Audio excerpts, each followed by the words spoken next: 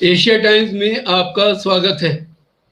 آج کی پریچرچا میں ہم آپ کی آواز پروگرام کے تحت آج کی پریچرچا میں ہم ملاقات کرا رہے ہیں آپ کی ڈاکٹر خواجہ افتخار احمد صاحب سے۔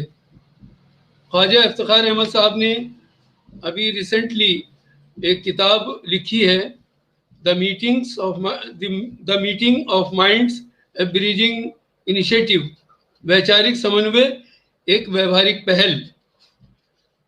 ڈاکٹر صاحب نے کے بارے میں تھوڑا سا تعارف دے دیں، اس کے بعد میں ہم آپ کے سوالوں کے جواب جاننا چاہیں گے ڈاکٹر خواجہ افتخار احمد صاحب سے، لیکن اس سے پہلے ایک چھوٹا سا پریچے ڈاکٹر صاحب کا۔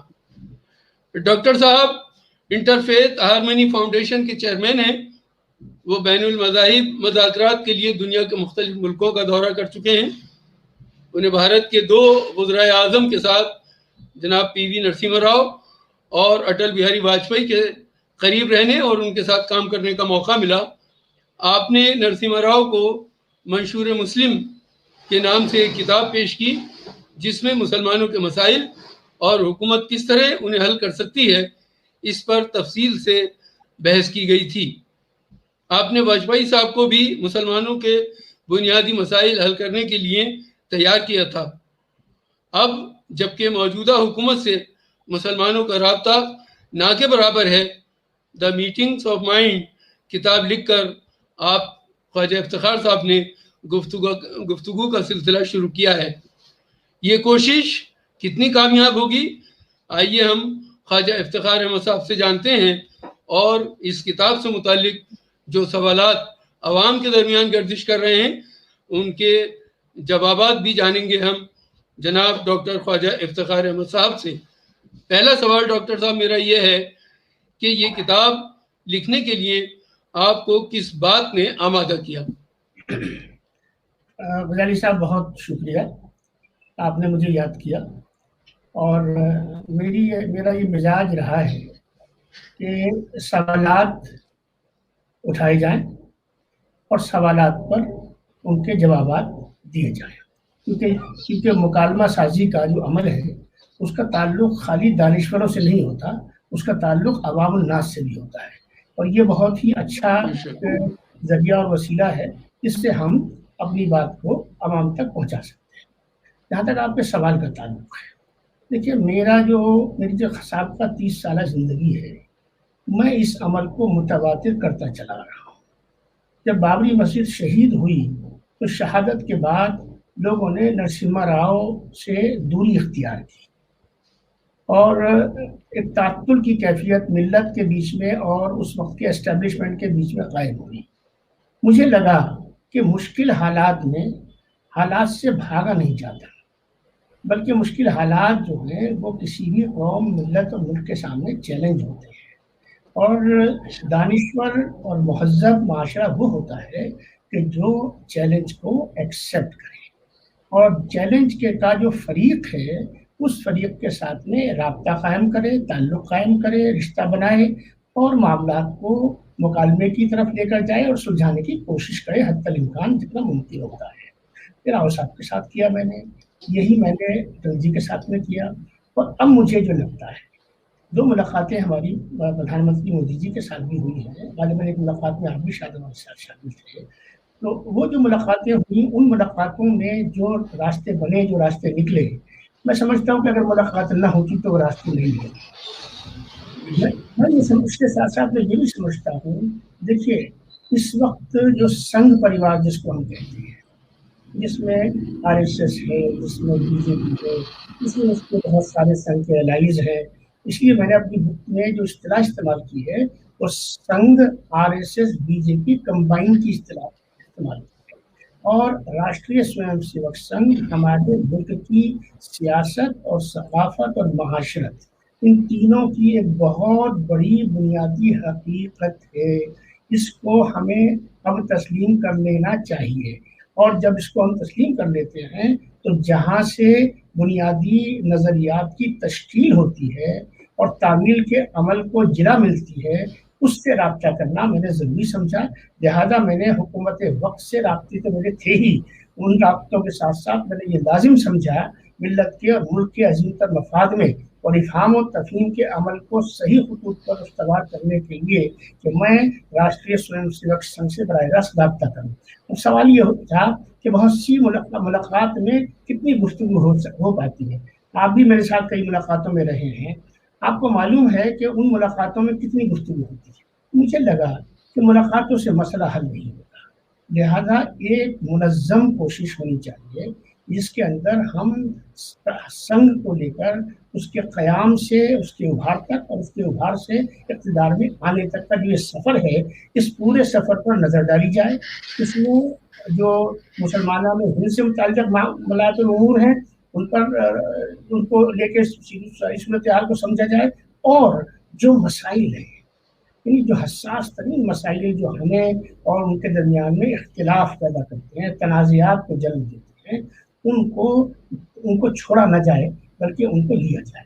لہذا ان تمام تنازعات کو لیتے ہوئے اور ان کے درمیان میں اور ہمارے درمیان میں کیا راستہ ایسا نکل سکتا ہے پل سازی کا، میں نے اس پس منظر میں اس کام کو کیا، اور جس میں مجھے تقریباً 25 سال کا تجربہ اور مشاہدہ اور تجزیہ شامل ہے اس کے پس منظر میں، اور 11 ماہ کی متواتر محنت اس میں شامل ہے۔ اس کتاب کو انگریزی میں لکھا اور اس کو اردو اور ہندی میں منتقل کیا۔ اس کتاب میں ایسا کیا ہے کہ اسے مذہبی رواداری کو فروغ دینے کے لیے اس وقت بہت اہم مانا جا رہا ہے؟ بہت اچھا سوال ہے آپ کا رواداری صاحب۔ دیکھیے، میں یہ کہوں گا کہ رواداری اپنے آپ میں کسی بھی معاشرے کے لیے اور اس معاشرے کی جو معاشرت ہے اس کو تہذیبی اور تمدنی بنیادوں پر چلانے کے لیے، استوار کرنے کے لیے کیا راستہ ہے؟ یہی راستہ ہے جس کو میں نے اختیار کیا۔ تو یہ آپ کے سوال کا جواب۔ ڈاکٹر صاحب یہ بھی جاننا چاہیں گے کہ اس کتاب کے رسمی اجرا کے لیے آپ نے RSS کے چیف جناب موہن بھاگوت صاحب کو ہی کیوں منتخب کیا کہ انہوں نے آپ کی کتاب کو قبول بھی کیا اور اجرا بھی کیا، تو آپ نے کیوں ان کو منتخب کیا؟ اس میں میں اس کے جواب آپ کے سوال کے کو دو حصوں میں تقسیم کروں گا۔ میرا ان سے گزارش کرنا اپنی جگہ، لیکن اس گزارش کو قبول کر لینا یہ بنیادی بات تھی۔ دوسرا حصہ سوال کا یہ ہے آپ کا، کیونکہ ہمارے یہاں ایک مزاج ہے، میرا اختلاف تو ایک فریق سے ہے، میں اس فریق سے نہ تو ملتا ہوں، نہ میں اس سے ملنے والوں کو اچھا سمجھتا ہوں، اور میں اسے ملت فروش، ضمیر فروش، دین فروش وغیرہ وغیرہ کے جو القابات اور ادابات ہیں ان سے نواز دیتا ہوں۔ اور یہ بڑی سطحی فکر اور سطحی سوچ کے لوگ ہوتے ہیں، مجھے ان پہ رحم آتا ہے اور میں ان کی ہدایت کی دعا کرتا ہوں۔ بات یہ ہے کہ جس سے کے ساتھ میں ڈفرینسز چل رہے ہوتے ہیں، اصول یہ کہتا ہے مقابلے کا بھی، مذاکرات کا بھی، مباحثے کا بھی، اور پل سازی کے عمل کا بھی تقاضا یہی ہوتا ہے کہ آپ ادھر ادھر نہ بھٹکیے، آپ براہ راست اس فریق کے ساتھ بیٹھیے، اس کی بھی سنیے، اپنی بھی اس کو سنائیے۔ جب آپ اس مکالماتی عمل میں آ جاتے ہیں تو آپ یہ دیکھیے کہ پھر کرشمے ہو جاتی ہے۔ آپ نے دیکھا کہ موہن بھاگوت جی نے، جو سرسنگ چالک ہیں راشٹریہ سوئم سیوک سنگھ کے، آج کے ہندوستان کی حقیقت یہ ہے کہ اس ہندوستان میں کا بہت بڑا حصہ براہ راست سنگھ اور سنگھ کے اداروں کے ساتھ، جس میں BJP بھی شامل ہے، جس میں VHP بھی شامل ہے، جس میں اور بہت سے ادارے بھی شامل ہیں، ان کے ساتھ براہ راست جڑ چکا ہے۔ اور مجھے کہنے دیجیے غزالی صاحب کہ ایک بہت بڑا خاموش طبقہ جو ان کے ساتھ اپنی جو اس کا والہانہ پن ہے، وہ بہت سی اپنی ذاتی وجوہات کی وجہ سے، فوائد کی وجہ سے وہ سامنے نہیں ہے، لیکن عملاً وہ بھی اسی طبقے کا، اسی نظریے کا حامی ہو چکا ہے۔ یہاں تک کہ اگر آپ دیکھیں کہ ہماری جو کانگریس ہے، جس کے اندر ہندوستان کا مسلمان تحریک آزادی سے لے کے اور تشکیل آزادی تک اور تشکیل نظام تک، اور ان سب پروگراموں میں ہم نے جڑ کی ہڈی کا کام کیا، اور کانگریس جو ہے وہ اسی ڈیویژن پہ چلتی ہے۔ آج وہ کانگریس حالت یہ ہے کہ وہ یہاں میں جو لوگ ہمارے دھاڑی مانتے ہیں میں ان کے اس تقدس کا احترام کرتا ہوں، لیکن اگر اس کو سیاسی طور پہ کوئی باندھنا شروع کرے اور اس کو دکھائے دیں گے اور پھر وہ اپنا جلیز بھی دکھائے اور پھر وہ جا کے مندروں میں حاضری کر کے دکھائے کہ اور یہ زبان سے کہے کہ بھائی میں ہندو ہوں، تو اس کو یہ سب کرنا پڑے جی گا۔ یہ بہت ہی ضروری قدم تھا جس کو اٹھایا اور الحمدللہ ثم الحمدللہ سنچالک جی نے میری بات کو نہ صرف کیا کہ انہوں نے قبول کیا، بلکہ جو خط انہوں نے مجھے لکھا غزالی صاحب، وہ انہوں نے لکھا کہ میں نے آپ کی کتاب کو سرسری طور پر پڑھ لیا ہے، 15 دن کے بعد مجھے ملا اور یہ کہا کہ جو کچھ آپ نے اس میں لکھا ہے، اس میں جو کچھ کرنا ہوگا اس میں ہمارا پورا سہیوگ رہے گا، ہمارا تعاون رہے گا۔ یہ مجھے پہلا ان سے ریئیکشن تھا، اور انہوں نے کہا کہ مجھے اس کتاب کے اجرا کرنے میں کوئی تعامل، کوئی تکلف، کوئی ریزولوشن نہیں ہے۔ اور پھر آپ نے دیکھا کہ جب 4 جولائی کو ہمارا فنکشن ہوا تو اس میں جو کچھ میں نے کہا وہ بھی آپ کے سامنے اور قوم کے سامنے ہے، اور جو انہوں نے کہا پوری قوم کے سامنے ہے، اس کو سطحی طور پہ لینا، میں جس کے بارے میں کہہ چکا ہوں، ہمارے اشرف غازی صاحب جو ہیں ایک بڑے مفکر ہیں، بڑے اچھے جرنلسٹ بھی، انہوں نے میرا انٹرویو کیا اور ایک آرٹیکل بھی لکھا، وزیر ساجد صاحب نے بھی یہ میرا ایک انٹرویو لیا، میں نے دونوں سے ایک بات یہ کہی کہ 95 برس میں یہ بات اس طرح سے وجود میں آئی ہے، اس کو سطحی طور پہ مت لیجیے، یہ ایک تاریخی غلطی ہوگی جو کہ ہمارے بہت سے لوگ کر رہے ہیں، جو دعوے داری تو اس بات کی کرتے ہیں کہ ہم ہی ہیں وہ جن کا یہ حق ہے، لیکن جب میں ان کے عمل کو، ان کے قول کو، ان کے فیصلوں کو بر وقت نہیں پاتا تو مجھے اس سے ہمدردی ہوتی ہے، اور اس سے جو نقصان ہوتا ہے اس سے مجھے تکلیف ہوتی ہے۔ خالد صاحب، آپ کے اس گفتگو سے ایک سوال یہ پیدا ہوتا ہے کہ آج تک مسلمان یا تو حکومت ہند سے، وہ کسی بھی پارٹی کی حکومت رہی ہو، یا سیاسی جماعتوں سے مذاکرات کی بات کرتے رہے ہیں، لیکن آپ نے اس روایت کو توڑ کر RSS کے ساتھ مکالمے کی بات کی، تو اس کی کیا ایسی ضرورت محسوس ہوئی آپ کو؟ ہاں، اچھا سوال ہے۔ دیکھیے، جو سیکولر سیاسی جماعتیں ہیں یا جو اس ملک کی سیکولر قوتیں ہیں، ان سے مسلمانان ہند کی بڑی واضح اور بنیادی شکایات ہے کہ ہم نے آپ کو اقتدار کی کرسی پر بٹھانے میں کلیدی اور بنیادی کردار 1-2 دن کے لیے نہیں، دہائیوں تک ادا کیا، لیکن اس کے نتیجے میں جو آپ نے ہمیں دیا وہ ہمیں کیا دیا؟ نہ تو کسی فساد کی کمیشن کی انکوائری منظر عام پہ آئی، ٹھیک ہے، نہ ہم کو کبھی کوئی ریزرویشن کی گفتگو ہوتی رہی، نہ ہمیں ریزرویشن ملا، اور ہمیں سچر کمیٹی ملی جس نے یہ خود کہا، میں اس بات کے لیے ڈاکٹر منموہن سنگھ کو سلام تحسین پیش کرتا ہوں کہ انہوں نے اس کمیٹی کو تشکیل دیا، مگر میں کانگریس کی مکمل جو قیادت ہے اور جو اس کا اقتدار رہا اس میں صرف ڈاکٹر منموہن سنگھ نہیں ہے، وہ تو پنڈت جی سے شروع ہوتی ہے اور وہ یہاں تک آ کر مکمل ہوتی ہے۔ اس دور اقتدار کا جو تحفہ ہم کو ملا، جس نے اقتدار دیا، جس نے وزارت عظمیٰ دی، جس نے وزارتیں دی، جس نے اس ملک کی باغ ڈور دی ہاتھ میں، اس کو کیا ملا کہ تم ہندوستان کی تمام وحدتوں میں سب سے زیادہ پست، سب سے زیادہ بے بس، سب سے زیادہ بے کس اور سب سے زیادہ مفلس الحال ہندوستان کا حصہ ہو۔ تو یہ مجھے بتائیے کہ کیا ہمارے ساتھ غزالی صاحب عدل ہوا، انصاف ہوا؟ یہ تو میری واضح شکایتیں ہیں سیکولر نظام سے اور سیکولر سیاسی جماعتوں سے اور بالخصوص کانگریس سے۔ جہاں تک آپ کا یہ سوال ہے کہ میں نے ان سے رابطہ کیوں کیا، دیکھیے سنگھ کی جو آئیڈیالوجی ہے ہندوتوا کی آئیڈیالوجی، اس آئیڈیالوجی سے ہندوستان کا بھی واضح اکثریت کا بھی اختلاف رہا، یہ الگ بات ہے کہ جہاں تک سنگھ کا تعلق ہے، سنگھ کے ساتھ اس کے نظریے کو لے کر، اس کی اسکیم آف تھنگس کو لے کر، اس کے ایجنڈے کو لے کر مسلمانان ہند کے درمیان میں ایک اختلاف رہا ہے، بنیادی اختلاف رہا ہے۔ تو مجھے یہ لگا کہ سنگھ آج اس ملک کی اتنی بڑی حقیقت بن چکی ہے کہ اس کا زندگی کے میں ہی نہیں ہے، بلکہ یہ ہے وہ آج ڈومینیٹ کر رہی ہے، اور وہ ہندوستان کی فیصلہ سازی کے اور حکومت سازی کے عمل کو متاثر ہی نہیں کر رہی بلکہ اس پر پریویل کرتی ہے.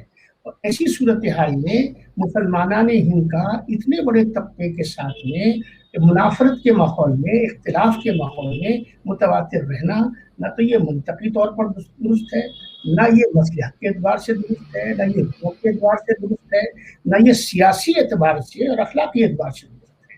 لہذا میں نے یہ ضروری سمجھا کہ اس براہ راست RSS کے ساتھ جڑا جائے، ان سے گفتگو میں جڑا جائے، ان کے ساتھ بیٹھا جائے، ان سے ملا جائے، ان کی باتوں کو بھی سنا جائے اور اپنی باتوں کو بھی ان کے سامنے رکھا جائے. اور اس کے لیے یہ لازم ہوا کہ ایک ایسا ویل ریسرچ جو ہے، ایک ایسا ڈاکیومنٹ تیار کیا جائے کہ جس سے کہ تمام تر بات، ان کا مکمل نظریہ میری قوم کے ملت کے سامنے آ جائے اور میرا نظریہ مختلف مسائل کے حوالے سے وہ ان کے سامنے آ جائے. اور اتنا ہی نہیں، اس میں چیپٹر ہے، چیپٹر 28 جس کا عنوان ہے the middle ground. Middle ground کا مطلب یہ ہے کہ کس طرح ہم دونوں کے عقائد کا، دونوں کے ایجنڈے کا، دونوں کے اختلافات کا کس طریقے سے ہم کوئی ایسا باوقار حل نکال سکتے ہیں جس سے عزت نفس دونوں طرف کی اس کی حفاظت ہو، اور عقیدے اور عاقبت، میں ہمیشہ یہ بات کہتا ہوں، اس کا پابندی کرتا ہوں الحمدللہ، عقیدے اور عاقبت کی حدود میں رہتے ہوئے کہاں کیا زمین ہمیں میسر ہے اس کو میں نے سامنے رکھنے کی کوشش کی ہے. اور مجھے خوشی اس بات کی ہے کہ راشٹریہ سویم سیوک سنگھ کے جو سرسنگھ چالک جی ہے، انہوں نے اپنی اس تقریر میں نہ صرف یہ کہ کتاب کی مکمل تائید کی، اس کے مضمون کی تائید کی، بلکہ اس کے ساتھ میں اپنے آپ کو اس حد تک جوڑا کہ یہ پہلی مرتبہ 95 برس میں ہے کہ ایک RSS کا چیف اس طرح کی کسی کوشش کو اور اس طرح کی پہل کو کرنے کے لیے آج آپ کے درمیان خود موجود ہے. یہ بہت بڑا واقعہ ہے. 95 برس میں یہ بات ہونا، اس کو لوگ ہلکے میں نہ لیں. جو ہلکے میں اس کو لوگ لے رہے ہیں وہ بہت، میں سمجھتا ہوں کہ مجھے پھر ان کے ادراک پر جو ہے، میں عقل کا لفظ استعمال نہیں کرنا چاہتا، لیکن میں یہ ضرور کہوں گا کہ مجھے پھر ان کے ادراک پہ سوال میں نشان لگانا. یہ بہت بڑا اچیومنٹ ہے، بہت بڑی صورتحال ہے، بہت بڑی زمین ہے، اور یہ بہت بڑی دعوت فکر ہے پورے ہندوستان کو، پوری قوم کو. ایک بات سمجھ لیجیے، ان کی تقریر جو ہے، کئی لوگ یہ کہہ رہے ہیں کہ صاحب وہ ان کو یہ بات سنگھ کے سامنے کہنی چاہیے تھی. ارے بھائی، جو بات پبلک ڈومین میں کہی جاتی ہے، وہ کہیں بھی کھڑے ہو کر کی جاتی ہے، وہ پورے پبلک سے بات ہوتی ہے، پورے ڈومین سے بات ہوتی ہے. اور یہ جو مزاج ہے کہ ہندوؤں کے بیچ میں بات ہوئی تو مسلمانوں، یہ فکر ہی تو ہمارا بیڑا غرق کیے ہوئے ہے. بات تو گفتگو تو ہندوستان سے کرنے کی ضرورت تھی. جتنی وہ گفتگو مسلمان سے ہو رہی تھی، میں اس لیے کہہ رہا ہوں کہ چونکہ ہمارے لوگ سمجھتے اس طرح سے ہیں بات کو، جتنی گفتگو مسلمان سے ہو رہی تھی اس سے کہیں زیادہ گفتگو سنگھ کے ماننے والوں سے ہو رہی تھی.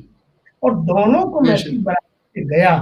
اور یہ چیز میں سمجھتا ہوں کہ اپنے آپ میں بہت بڑا یہ ایک ڈیولپمنٹ ہے. اور اس ڈیولپمنٹ کو آپ دیکھیں، تمام نیشنل میڈیا نے، انٹرنیشنل میڈیا نے اس طریقے سے اس کو لیا، انہوں نے بہت سنجیدگی سے لیا.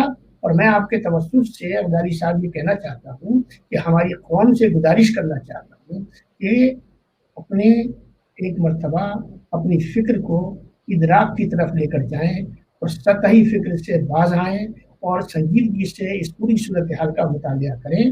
اور زندگی تجربے کا نام ہے، مشاہدے کا نام ہے، تجزیے کا نام ہے، فیصلے اور فیصلوں کو کرنے کا نام ہے. اگر ہم ان چاروں چیزوں سے عاری ہوتے ہیں تو پھر ہم ایک مہذب معاشرہ ہیں. اس پر سوال نشان ہے.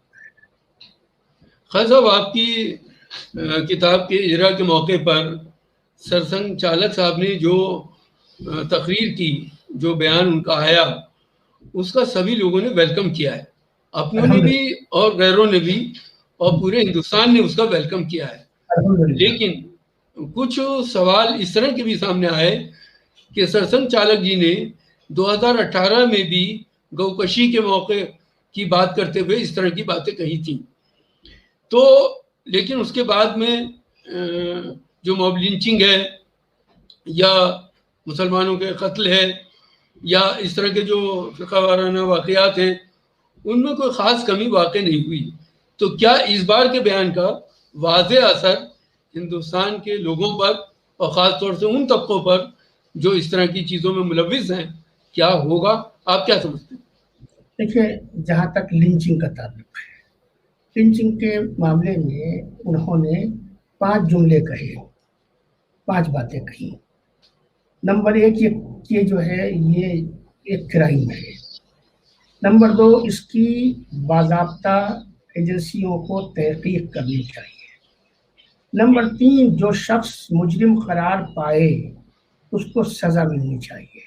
نمبر 5 اگر اس کو سزا ملتی ہے تو ہمیں کوئی غم نہیں، کوئی ابہام نہیں ہے لنچنگ کے معاملے میں.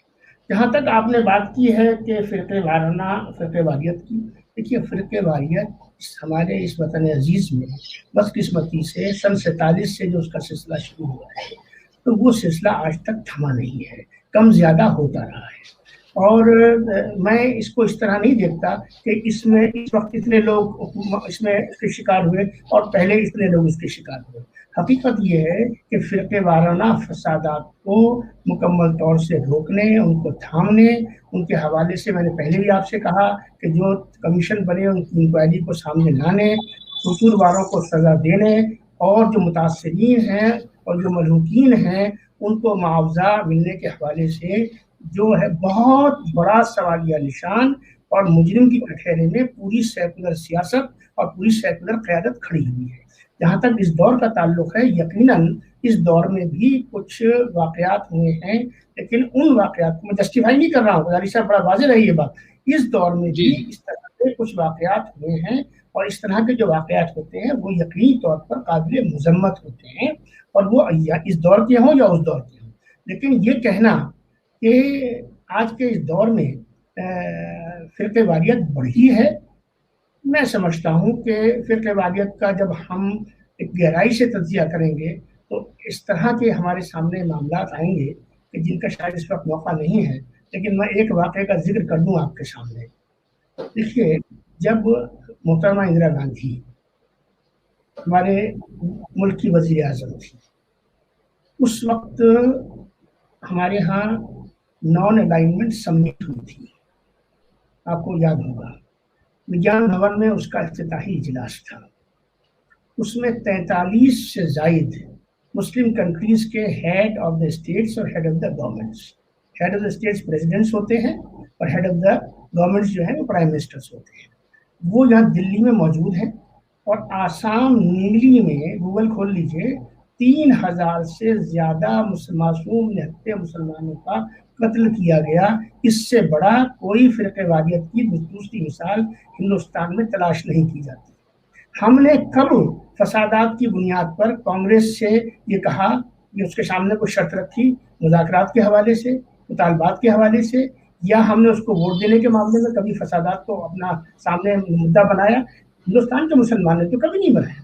اس لیے میں کہتا ہوں بہت سے لوگوں سے، جو لوگ یہ کہتے ہیں اور وہ لوگ جن کے اپنا کوئی آدھار نہیں ہے، ان کے پیچھے 100 لوگ بھی نہیں ہیں، وہ یہ کہتے ہیں کہ صاحب RSS یہ کرے وہ کرے ایسا کرے ایسی شرائط رکھے. تو میں ان سب سے آپ کی طرف سے کہنا چاہتا ہوں کہ بھائی کیا آپ نے کانگریس کے سامنے کوئی شرائط رکھی؟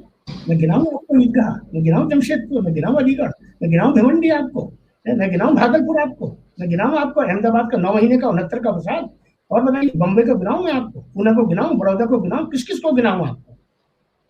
ایسی صورتحال میں آپ یہ سمجھ کے بیٹھے ہیں کہ اس ملک سے خلافت راشدہ چلی گئی اور اب آپ کو خلافت راشدہ کے آنے کا انتظار ہے.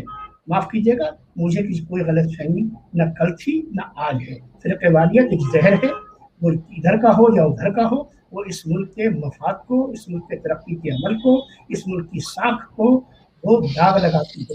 اور اس داغ کا والی صاحب ایسا نہیں ہے، وہ داغ نہ ہندو ہوتی ہے نہ مسلمان ہوتی ہے، وہ داغ میرے وطن عزیز پہ لگتی ہے. اور یاد رکھیے، وطن عزیز کی ساکھ پر جو چیز بھی آنچ لاتی ہے وہ آپ کو بھی تکلیف دیتی ہوگی، وہ مجھے بھی تکلیف دیتی ہے. بے شک.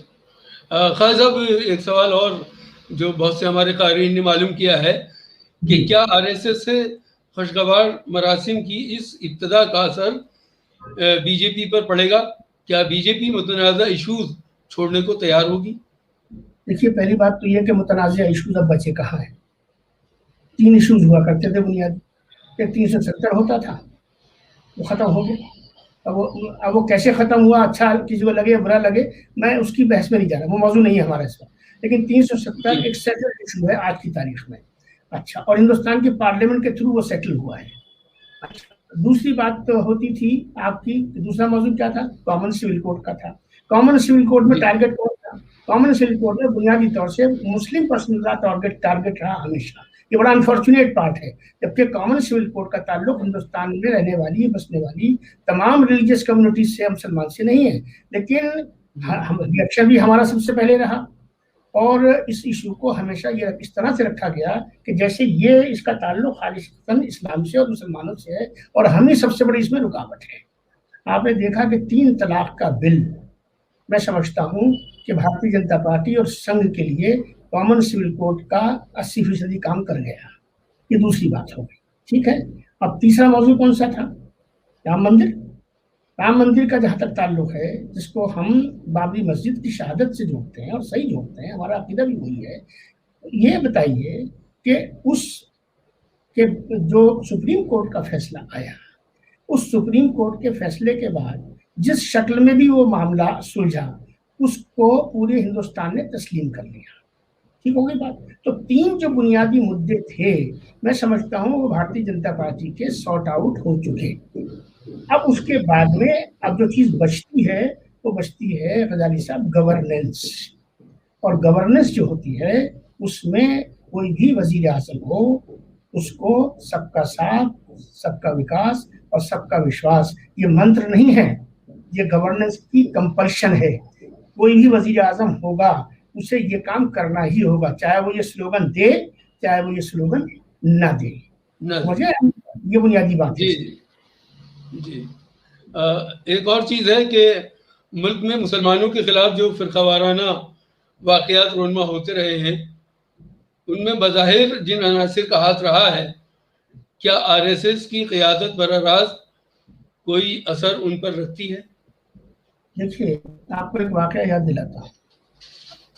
हरियाणा में एक हादसा हुआ था एक जहाज का, जिसमें कई सौ लोग सवार थे। मुझे उस जगह का नाम इस वक्त ज़हन में मेरी नहीं आ रहा है, लेकिन हरियाणा का वाक़या है। चरखी दादरी थी वो। चरखी दादरी, बिल्कुल सही कहा आपने। चरखी दादरी में जो वाक़या हुआ, और उस वक्त जो एक निहायत अफसोसनाक और तकलीफ सूरत हाल बनी, उस सूरत हाल में जिन लोगों ने उस पूरे जो मुतासरीन थे और जो मलहूकीन थे और जो वहाँ जख्मी या जख्म खुदा लोग थे, उस हवाले से जो राष्ट्रीय स्वयं सेवक संघ के जो स्वयं सेवक हैं, उन्होंने जो खिदमत इंसानियत का जो उन्होंने सबूत दिया था उस वक्त, मैं समझता हूँ कि वो मैं उसको खराज तहसीन मैंने उस वक्त भी पेश किया था और इस वक्त भी पेश करता हूँ। कहीं ना कहीं जब आपस में मामलात के अंदर पुलसाजी का अमल खो जाता है और गलतफहमियाँ और बदगुमानियाँ जो हैं वो बढ़ती ही चली जाती हैं, तो उसकी वजह से बहुत दोनों तरफ इदराक का अमल जो है वो ख़त्म हो जाता है, कमज़ोर हो जाता है और गलतफहमियाँ बढ़ जाती हैं, और फिर स्टीरियोटाइप्स जो हैं वो रिश्तों को गवर्न करने लगते हैं। और याद रखिए, इतना बड़ा संगठन जिसके करोड़ों मानने वाले हैं, 140 करोड़ के मुल्क में मैं तादाद नहीं दे सकता, लेकिन मैं ये जरूर कह सकता हूँ कि इस मुल्क की वाज़ेह अक्सरियत वो संघ के साथ में मुकम्मल तौर से लीन हो चुकी है। मैं हिंदी का लफ्ज़ इस्तेमाल करता हूँ। और अगर इतने बड़े तबके के अंदर अगर कुछ लोग ऐसे गलत हो जाते हैं, तो क्या हमारे यहाँ गलत लोग नहीं है? हर तरफ गलत लोग मौजूद हैं। लेकिन याद रखिए कि जब आप पुलसाजी के अमल की तरफ बढ़ते हैं, तो मनफी जो होता है वही तो आपको मोटिवेट करता है। उस मनफी को मुस्बत में और तामीरी में तब्दील करने के लिए ही तो ये कोशिश की जाती है।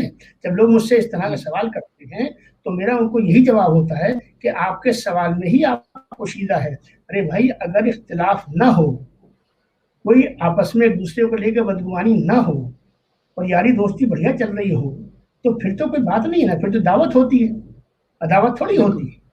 लिहाजा ये फितरी अमल है कि आप उस फरीक के साथ में आप भी गुफ्तगू करें और वो भी गुफ्तगू करें। तो मैं समझता हूँ कि आरएसएस के बारे में बात कही जाती है कि साहब हर फसाद आगे आगे होते हैं, तो आज तक अगर ये बात सही है, मैं इस पर कोई क्लीन चिट किसी को नहीं दे रहा, ना मेरे पास इख्तियार है उसका, ना मैं मुतहम्मिल हूं उस बात का, लेकिन मैं ये जरूर कहूंगा कि अगर ये हकीकत है तो मुझे बताया जाए कि वो जो जितने फसादात हुए इनके बारे में हमेशा ये कहा जाता रहा कि इसमें आरएसएस के लोग मुलविस हैं, तो फिर भाई आपने उन जो इंक्वायरी कमीशन की जो रिपोर्ट है, आप उतने ही हिस्से को, उतने ही इख्तिबास को आम पब्लिक में ले आते।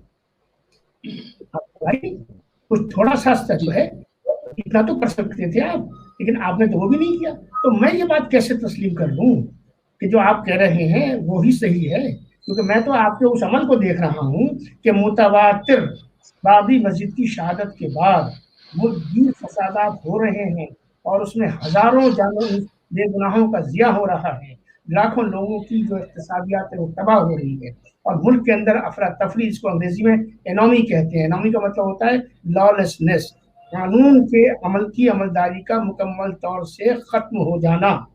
ये मैं सूरत हाल देखता हूँ। तो माफ कीजिएगा, मैं उन लोगों में से नहीं हूँ जो उजलत में या कम फहमी की वजह से कोई नतीजा निकाल कर वो कतई बयान या कतई बयान नहीं देगा, जिस दिन वो रिपोर्टें सामने आ जाएंगी और वो रिपोर्टें ये कह रही हो कि ये काम आरएसएस ने किया है। खालिद साहब, एक बात और कही जाती है आमतौर पर कि संघ जो है उसकी करनी और कतनी में फर्क है, आपने क्या महसूस किया इस बारे में? ये जो बात लोग करते हैं कि कथनी और करनी में फर्क है, इसको हमारे यहाँ मुनाफकत कहा गया है। ठीक है जी जी जी। मेरा कहना ये है कि देखिए, संघ से किसी को इख्तलाफ हो सकता है, ठीक है, बीजेपी से किसी को इख्तलाफ हो सकता है, ये उसका हक है, वो जितना चाहे उससे इख्तलाफ करे, मेरा उससे कोई सरोकार नहीं है। लेकिन मैं एक चीज का कायल हूँ संघ के लोगों का, उनका नजरिया बिल्कुल खुला है। ये मुल्क, यहाँ का रहने वाला हर शख्स हिंदू है, खुले तौर पे कहते हैं। ये मुल्क हिंदू राष्ट्र है, खुले तौर पे कहते हैं। गाय हमारे लिए पूजनीय है, खुले तौर पे कहते हैं। ये बातें है नहीं खुली तौर। अच्छा, इसके अलावा जो कश्मीर को लेकर रहा, कॉमनवेल्थ कोड को लेकर रहा और बहुत सी चीजों को लेकर रहा, उनका एजेंडा ये श्यामा प्रसाद मुखर्जी के जमाने में ये एजेंडा हर मैनिफेस्टो में छपता है। ये ऐसा कुछ नहीं कर रहे, मुझे आपको पसंद हो या ना पसंद हो, ये गलत बहस है, लेकिन वो ऐसा कुछ नहीं कर रहे जो उनके एजेंडे में पिछले 60-65 सालों से न चला। तो जो अपने एजेंडे के मुताबिक चल रहा है, मैं उससे कैसे मुनाफिक कहूँ? मैं तो उससे मुनाफिक कहूँगा जिसने एजेंडा तो रखा बड़ा खूबसूरत कि हम अपने को बयान करेंगे, हम बराबरी का मौका देंगे, हम जो है साहब उनको सदर बनाएंगे, वाइस प्रेसिडेंट बनाएंगे, सचिव बनाएंगे, बनाएंगे, स्टेट का गवर्नर बनाएंगे, और चपरासी और क्लर्क नहीं बनाएंगे, 3% मुलाजमत रहेंगे सरकारी, जी मांगते रहेंगे, हमेशा जो है मराहत मांगते रहेंगे कि हमें यहाँ वजीफा दे दो, हमें यहाँ ये दे दो, हमें वो दे दो, अपने पैरों पे खुद किफायत की मंजिल को मुसलमान हासिल करे। ये कब हुआ? मैं बड़े फखरी अंदाज में और अल्लाह तबारक व तआला का शुक्र अदा करते हुए कहता हूँ, मैं अपनी कौम को सलामत तस्वीर पेश करता हूँ कि मेरी कौम ने अनऑर्गेनाइज्ड सेक्टर में अपनी सलाहियत से, अपनी मेहनत से, अपने बलबूते पर बगैर किसी हुकूमत की मदद के, मावनत के, बल्कि घोड़े अटकाने के बावजूद मेरी कौम खड़ी हुई है। अनऑर्गेनाइज सेक्टर में बादशाह है मेरी कौम। ये अलग बात है कि अनऑर्गेनाइज सेक्टर को हमारी जो ओवरऑल प्लानिंग है उसके अंदर कंसीडर नहीं किया जाता। मुसलमान अपने पैरों पे खुद खड़ा हुआ है, उसने अपनी बस्तियाँ खुद बनाई हैं, उसने सीवर अपने खुद डाले हैं, उसने अपने इलाकों को खुद बसाया है। हमें जी जी। खालिद साहब, आपका दो वज़राए आज़म के साथ काम करना और उनके सामने मुसलमानों के मसाइल को इतनी बेबाकी के साथ रखना, ये अपने आप में बहुत बड़ा काम था। आपने उन दोनों वज़राए आज़म को क्या महसूस किया कि क्या उन्होंने मुसलमानों के मसाइल को हल करने में कोई दिलचस्पी दिखाई? देखिए गाली साहब, ये काम वो कर सकता है, मैं आपके चैनल पे कह रहा हूँ, जो बायोडाटा देता है ना प्लेसमेंट के लिए, उसके बस की ये काम नहीं है जो मैं करता हूँ। मैं बड़ी जिम्मेदारी से कह रहा हूँ, बड़ी जिदाई से कह रहा हूँ, मैंने किसी को बायोडाटा नहीं दिया। میں نے اپنی 30 سالہ پبلک لائف میں دو وزرائے اعظم سے میرا کتنا قرب رہا یہ ساری دنیا جانتی ہے. ایک سرکاری حج کیا ہے میں نے غزالی صاحب, ایک سرکاری حج. اس وجہ سے مجھے دونوں کے ہاں الحمدللہ ثم الحمدللہ اتنی عزت ملی, مجھے اتنی زمین ملی کہ میں کھل کر بالکل جو ہے باتوں کو رکھ سکتا تھا, چنانچہ میں نے رکھا. اور آپ اس بات کے خود تشہیر گواہ ہیں کہ حیدرآباد ہاؤس میں منشور مسلم جس کے اندر عدلیہ, انتظامیہ اور مقننہ میں متناسب نمائندگی اور علیحدہ سے مسلم مردم شماری جیسے مدعے شامل تھے, اس کو وزیر اعظم نرسمہا راؤ نے اس کا اجرا کیا اور یہ کہا کہ اس میں جو کچھ لکھا ہے اس میں جو خواجہ صاحب کے کرنے کا آپ کے کرنے کا ہے وہ آپ کریں گے, اور جو میرے کرنے کا ہے وہ میں کروں گا. یہ جب کریڈیبلٹی کے رشتے بن جاتے ہیں تو میرے تو رشتے بنے, میں نے سیاست نہیں کی, میں نے رشتے بنائے. ان کے ساتھ جب رشتے بنے تو ان رشتوں سے مجھے بہت کچھ اپنی قوم کے لیے حاصل کرنے میں مدد ملی. یہ موقع نہیں ہے, کبھی الگ سے بات کریں گے تو میں بتاؤں گا کہ اس زمانے میں کیا کیا ہوا. اسی طرح سے اٹل جی سے جو مجھے محبت ملی اور جو مجھے ان سے قربت ملی, میں سمجھتا ہوں وہ بھی بالکل نرسمہا راؤ جی جیسی تھی. تو یہ دو وزرائے اعظم سے تعلق جو ہے یہ میرا وہ امتیاز ہے کہ جو شاید اس ملک میں کسی دوسرے, کم سے کم میری قوم میں تو کسی کو یہ حاصل ہے نہیں کہ اس نے دو نظریات کے وزرائے اعظم کے ساتھ میں کام کیا ہو. اور میں پوری ذمہ داری سے کہتا ہوں کہ اس ملک نے 2 اسٹیٹسمین پیدا کیے, ایک پنڈت جواہر لال نہرو اور دوسرا اٹل بہاری واجپئی. تیسرا کا بھی ہندوستان انتظار کرتا. آپ نے جو کوشش شروع کی ہے اس سے مسلمانوں اور موجودہ حکومت کے رویے میں کیا کسی تبدیلی کی آپ امید کر رہے ہیں؟ دیکھیے, میں تو ایک آپٹیمسٹ ہوں غزالی صاحب. تبدیلی کا عمل مطالباتی عمل نہیں ہے. بڑی بنیادی بات رکھ رہا ہوں آپ کے سامنے. تبدیلی کا عمل مطالباتی عمل نہیں ہے. تبدیلی کا عمل یک طرفہ بھی نہیں ہے. تبدیلی کا عمل 2 طرفہ ہے. میں ہمیشہ سے کہتا رہا ہوں, آج پھر کہہ رہا ہوں, جب کوئی جیسچر آتا ہے, جب کوئی تعمیری بات آتی ہے, جب کوئی اچھا قدم یا اچھے اقدامات اٹھتے ہیں, جب کوئی اچھا کلمہ, اچھی بات, اچھا بیان ہماری قوم کے سامنے آتا ہے, تو ہمارا مزاج یہ ہے کہ ہم اس کو سطحی طور پر لیتے ہیں, ہم اس کا مذاق بناتے ہیں, ہم اس کی کھلی اڑاتے ہیں, اور ہمارا رویہ غیر سنجیدہ ہوتا ہے. جس کا نقصان یہ ہوتا ہے کہ وہ حلقہ جس کے نہ تو آپ ووٹر ہیں, بلکہ آپ تو ایسی اپیلیں جاری کرتے ہیں کہ بھائی کسی کو بھی جتا دینا, اخباروں میں چھاپتے ہیں وہ اپیلیں, کسی کو بھی جتا دینا مگر بی جے پی کے کینڈیڈیٹ کو ہر حال میں ہرا دینا. آپ وہ ہیں جو یہ کہتے ہیں کہ صاحب بی جے پی مسلمانوں کو ٹکٹ نہیں دیتی. مسلمان کو جس مسلمان کو بی جے پی پارلیمنٹ کا اور اسمبلی کا ٹکٹ دیتی ہے, تو غزالی صاحب آپ یہ اپنا دینی فریضہ سمجھ کے معاف کیجیے گا, یہ کوشش کرتے ہیں, کھل کے سامنے آتے ہیں کہ اس کی بھی ضمانت ہمیں ضبط کرنی ہے. تو مجھے بتائیے کہ جب اس کی ضمانت آپ ضبط کرو گے اور پھر آپ یہ مطالبہ کرو گے, تو ذرا اپنے گریبان میں تو منہ ڈال کر دیکھو نا, اپنے اندر بھی تو جھانک کر دیکھیے. اس لیے یہ یاد رکھیے کہ جب کوئی اچھی پہل ہوتی ہے اس کا ہمیشہ مہذب قوم اور سلجھی ہوئی قوم, بالغ نظر قوم اور اس کے بالغ نظر دانشور جو ہیں, اگر ان کے اندر ادراک کی صلاحیت موجود ہے تو ان کو بنا کسی شرط اور بنا کسی تاریخ کے اس کا خیر مقدم کرنا چاہیے, اور اس شخص سے چپٹ جانا چاہیے جو اس طرح کی گفتگو کر رہا ہے, تاکہ اس کے حوصلہ بنے. اور وہ جس کانسٹیٹوینسی میں رہتے ہوئے یہ جرات کرتا ہے, اس کانسٹیٹوینسی سے اس کی مخالفت ہوتی ہے کہ نہ آپ کو یہ ووٹ دیتے, نہ کچھ آپ کو کرتے, آپ کے کینڈیڈیٹ کو ہراتے, آپ گھوڑے کھولتے اپنے کہ کسی قیمت پہ آپ اقتدار میں نہ آ جائیں. آج ان کے بارے میں کیوں یہ سب کر رہے ہو بھائی؟ وہاں سے تو یہ رد عمل آتا ہے, اور ہمارے یہاں سے کیا آتا ہے رد عمل کہ صاحب ایسا کریے ویسا کریے. ارے بھائی جب وہ کرتے ہیں تو آپ کیا کرتے ہو؟ میری شکایت اس معاملے میں اپنی قوم سے ہے.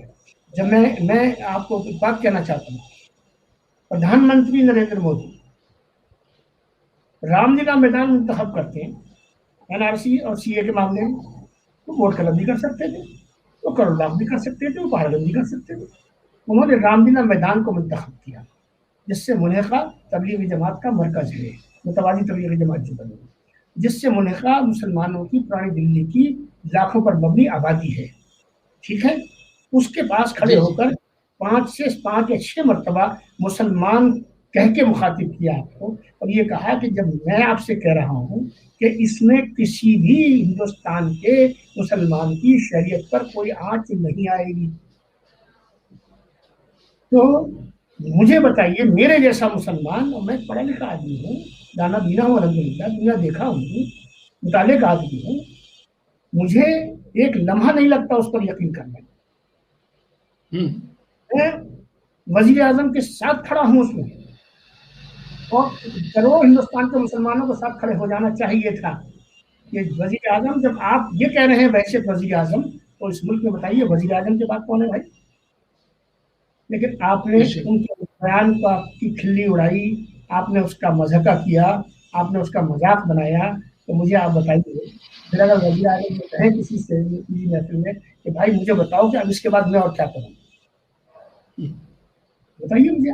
تو میں اس معاملے غیر سنجیدگی کا جو معاملہ ہے نا، کہ ادھر تو آپ کو میں نے جیسے پہلے کہا، ادھر تو آپ کو خلافت راشدہ دکھائی دیتی، کچھ کرے تو بھی، مار دے تو بھی، پیٹ دے تو بھی، نوکری نہ دے تو بھی، سب کچھ کر دے وہ آپ کے ساتھ، تو وہاں کوئی مسئلہ نہیں ہے آپ کو۔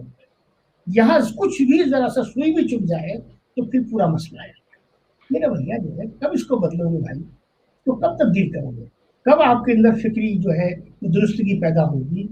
غزالی صاحب، ہندوستان کے مسلمان کا اور تمام عالم کے مسلمان کا، آپ یہ سمجھیے بنیادی مسئلہ فکر اور کی سمت کی درستگی ہے، جو ہمارے ہاں ابھی تک بدقسمتی سے اس کا انتظار ہے، اور اس کی ہم نے بڑی بھاری قیمت ادا کی ہے، اور اگر ہم ابھی بھی نہیں سدھرے تو بھاری قیمتیں اور ہم آگے آنے والے وقت میں ادا کریں گے۔ یہ کوئی دھمکی نہیں ہے، یہ ایک منطق پر مبنی مشورہ ہے کہ مسلمانوں کے بنیادی مسائل کے پرامن حل کے لیے مسلمانوں اور ان کے قائدین کو آپ کا کیا مشورہ ہے؟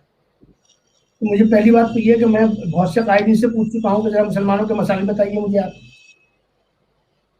تو مجھے تو کوئی بتاتا نہیں مسلمانوں کی کیا مسائل ہیں۔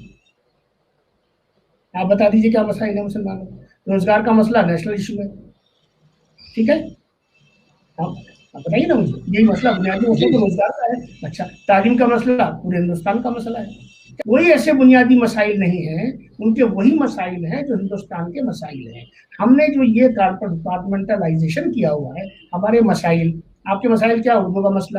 اردو کا مسئلہ، میں سن 1971 میں علی گڑھ یونیورسٹی میں داخل ہوا، میرے اور سر سید ہال میں رہتا تھا، 60 سے 70% بچوں کے جو خطوط تھے وہ ہندی میں آتے تھے اور ہندی میں جواب دیتے تھے۔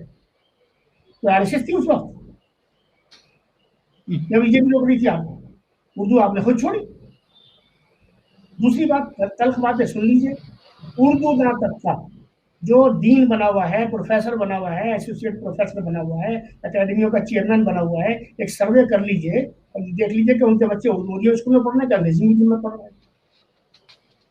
اردو کے ساتھ انصاف آپ نے خود کیا کیا؟ آپ نے اردو کے ساتھ، اردو اگر ختم ہوئی، کمزور ہوئی، حالانکہ میرا ماننا یہ کہ اردو اتنی زندہ زبان ہے کہ اس کو دنیا کی کوئی طاقت ختم کر ہی نہیں سکتی ہے۔ وہ اپنے اندر ایسی زندگی رکھتی ہے، اپنے اندر ایسی روح رکھتی ہے کہ اس کو پامال کیا ہی نہیں جا سکتا۔ لیکن اردو کو ہم نے مسئلہ بنایا کس نے مسئلہ؟ ہم نے خود بنایا۔ اسی طرح سے پرسنل لا کا مسئلہ ہے، پرسنل لا کے مسئلے میں سن 86 میں آپ کا کیا موقف تھا؟ اور اس کے بعد میں جب سپریم کورٹ میں یہ معاملہ گیا 3 طلاق کا، تو آپ نے کیا موقف اختیار کیا؟ کیا یہ کام آپ خود نہیں کر سکتے تھے جو سپریم کورٹ سے ہوا؟ مجھے بتائیں، کیا ہمارے ہاں جو 5 بڑے ائمہ ہیں، جن کو ہم عام طور پر جن کا تذکرہ ہوتا ہے، اس میں ہماری تعداد ائمہ کی زیادہ ہے، لیکن آپ مجھے بتائیے کہ جتنے بھی ائمہ ہیں، کیا یہ ائمہ حق نہیں ہے؟ کیا ایک ہی مسلک کو ماننا اسلام ہے؟ مجھے بتائیں، کیا امام ابو حنیفہ کو ماننا یہ خالی اسلام ہے؟ کیا امام شافعی رحمۃ اللہ علیہ، امام حنبل رحمۃ اللہ علیہ، امام مالکی جو ہیں، کیا جن کو یہ امام حق نہیں ہے؟ کیا ان کی دلائل، ان کی منطق، ان کا فقہ کیا اسلام نہیں ہے؟ مجھے کوئی سمجھائے کوئی بات۔ ہم نے یہ کیا کہ ہم نے اپنے لیے جو ہے ہم کو حنفی بنا دیا، ہم کو شافعی بنا دیا، ہم کو وہابی بنا دیا۔ ہم کو مسلمان بننے کب دیا؟ قرآن کریم میں طلاق حسن موجود تھی کہ نہیں تھی؟ 1400 سال سے چلی آ رہی ہے، تو آپ یہ سب کام نہیں کر سکتے تھے؟ آپ نے خود ہی اپنی چیزوں کو وہاں پہنچایا، اور اپنے دینی امور میں ہندوستان کی عدالت کو دخل دینے کا آپ نے زمین دی, آپ نے موقع دیا, اور پھر آپ کل کو یہ کہیں گے جب ہمارے مذہبی معاملات میں مداخلت ہو رہی ہے, بھائی مداخلت کرائی کس نے, اس کی زمین کس نے دی, مجھے کوئی سمجھائے یہ بات. ذرا سوچ سمجھ کے اپنے فیصلے کو کرنے کی عادت ڈالیں اور اپنے اندر دیکھیں کہ ہم سے کہاں کیا کوتاہی ہوتی ہے. کوتاہی آپ کرتے ہیں اور ذمہ داری دوسرے کو ڈالتے ہیں آپ. یہ آپ کا مذہبی مسئلہ ہے, مذہبی آزادی کا مسئلہ. مذہبی آزادی تو آپ بتائیے, مصر میں اخوان المسلمین 50,000 سے زیادہ لوگ جو ہیں وہ جیلوں میں پڑے ہوئے ہیں, کتنوں کو پھانسی دے دی گئی. جماعت اسلامی حکومت الہیہ کی دائی ہے, مولانا ابوالعلا مودودی جو ہیں آف شوٹ ہیں حسن بننا کے. بتائیے مجھے آپ, جماعت اسلامی اس وقت میں کام کر رہی ہے. الجیریا میں کیا ہوا اسلامک سالویشن فرنٹ کے ساتھ؟ مصر میں کیا ہوا؟ ہمارے یہاں تو نہیں ہوا. تو مذہبی آزادی موجود ہے.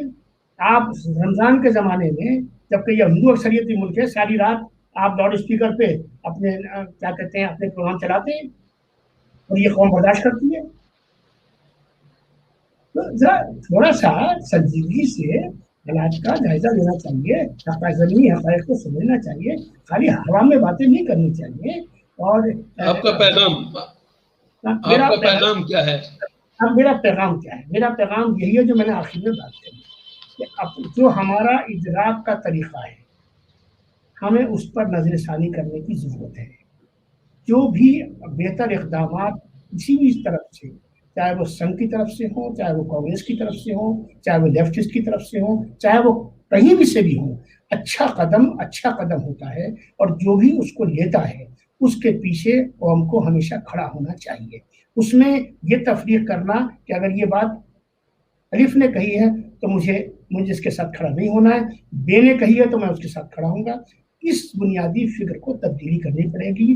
میرے اکابرین کو بھی, میرے جو دانشور ہیں ان کو بھی, اور جو بھی ذمہ دار ہیں ہماری ملت کے, ان کو اپنی فکری سمت کو درست کرنا پڑے گا. ہماری فکری سمت میں ٹیڑھ ہے, میری بات کڑوی لگے گی, اور لیکن یہ ہے کہ میں ان سے یہ مطالبہ کروں گا کہ آپ ذرا پچھلے 7 دہائیوں کی ساری سیاست کا اور اپنی کارکردگی کا تجزیہ کر لیں اور اپنے مسائل کو دیکھ لیں کہ کون سا ایک ایسا مسئلہ ہے جس کو آپ 7 دہائیوں میں حل کرا سکیں. اس لیے میں نے 2 باتیں آپ سے کہی, اسی پہ ختم کرتا ہوں آپ کا انٹرویو. ادراک کے عمل کو درست کرنے کی ضرورت ہے اور اس کے لیے فکر میں درستی لانے کی ضرورت ہے. تجزیے کو صحیح سمت میں منطقی اعتبار سے کرنے کی ضرورت ہے, اور فریق بن کر ایک کا فریق بن جانا اور دوسرے کو قطعی دشمن مان کر اس کی صحیح بات کو بھی غلط کہنا اور اس کا مذاق اڑانا, یہ درستی نہیں ہے.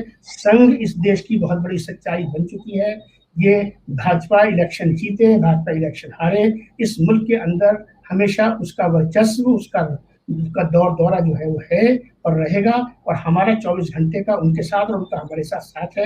سنگھ کے لوگوں کی بھی ذمہ داری ہے کہ وہ ہماری طرف بڑھیں, اور ہماری بھی یہ ذمہ داری ہے کہ ہم بھی ان کی طرف بڑھیں. دونوں کو ایک دوسرے کے ساتھ میں بڑھنا پڑے گا. یہ بھی عمل یک طرفہ نہیں ہو سکتا. میں ان سے مطالبہ کروں, وہ ان سے مطالبہ کریں. مطالبوں سے کام نہیں ہوتا, پل سازی سے کام ہوتا ہے. میرا جو کہنا ہے وہ یہی ہے, اور میں نے اپنی زندگی پل سازی میں گزاری ہے, اور میں اپنے بڑوں سے بھی یہ کہنا چاہتا ہوں, آئیے پل سازی کے عمل کی طرف بڑھیں, اور اس کا راستہ وہی ہے کہ فکر میں تبدیلی وقت کی ضرورت ہے. بہت شکریہ.